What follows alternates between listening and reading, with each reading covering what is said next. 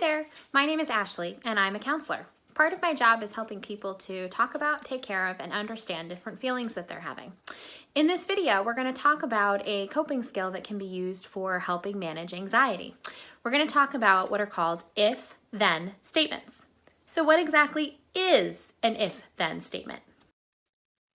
An if-then statement is simply a statement that begins with the word if, followed by something, then followed by something else.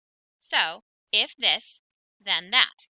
If this happens, then this will happen.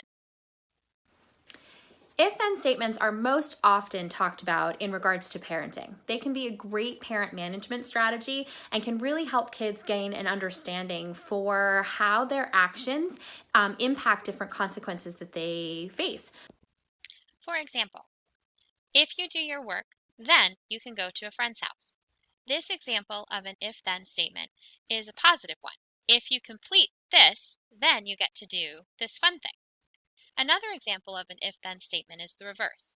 It's still positive, but this is often the type of if-then statement that would be used if a child is not doing what you need them to do. So, if you choose not to do your chores, then you will not have iPad time today. So then, when we talk about using if-thens in anxiety management, what exactly are we talking about?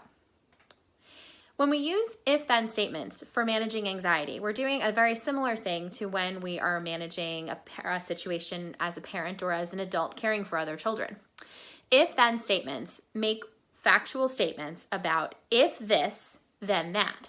So when we're using that as a anxiety management strategy, what we're talking about is using it as a self-coaching, a positive thing that you can tell yourself to help you be able to manage anxiety. So for example, if this really bad thing that I'm really scared about and really hope doesn't happen, happens, then I will handle it.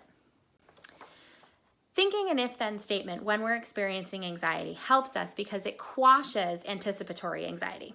The thing with anticipatory anxiety, meaning we're anticipating that something is going to happen and that is what's making us feel anxious. The problem with this is that our brain on one level has an understanding that we're thinking about something that's happening down the road and is not actually happening now. But the survival center in our brain and our body can't make that differentiation. They don't understand the difference. So they're experiencing that anxiety as though it is happening in the moment that we are in. That ends up making us feel anxious twice. Once prior to that situation even happening, and potentially then again if and when that situation does arrive. By using an if-then statement, we help ourselves to bring our thoughts back into the present moment, back into a moment that we have the ability to do something about, and we eliminate that anticipation, creating that anxiety reaction for us. One final note to keep in mind, whether you're using if-then statements for parenting or using if-then statements for managing anxiety, the tone is really important. Tone meaning how you say something.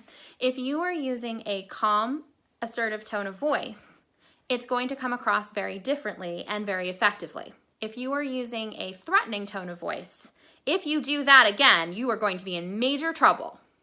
That's more of a threat.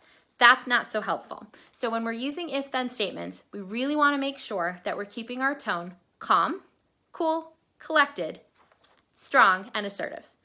Say what you mean what you say, but don't be mean when you say it. Thanks for tuning into this video.